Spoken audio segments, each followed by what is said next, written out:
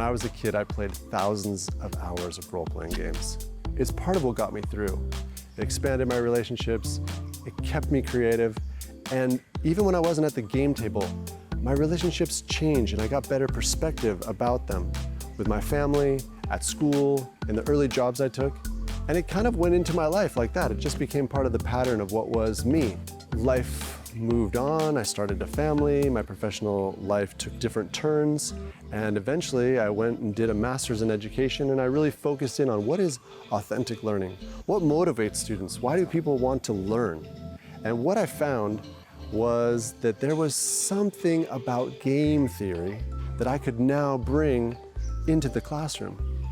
And lo and behold, life caught up with me, and it brought me back to this moment where I could share games with students. And I started to figure out how to put it into the curriculum. I started to figure out how to fulfill the objectives that were handed down to me from the administration, and at the same time, enliven and engage children and students that when they would leave school and go home, they'd be talking about it with their parents. It actually was expanding the bonding time that parents were having with their kids. And all this just brought me to a new realization that we can bring more to education from our hobbies and our passions.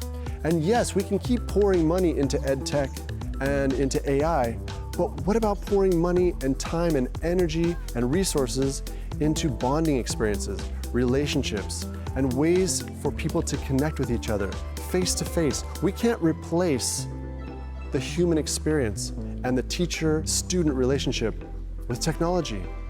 Yes, we can use technology to expand on better learning habits and giving opportunities and resources to students, but we cannot forego the opportunity to understand relationships in a deeper way, in a way that expands their socio-emotional horizons. This is our opportunity to take a radical new strategy in education and turn learning into an adventure.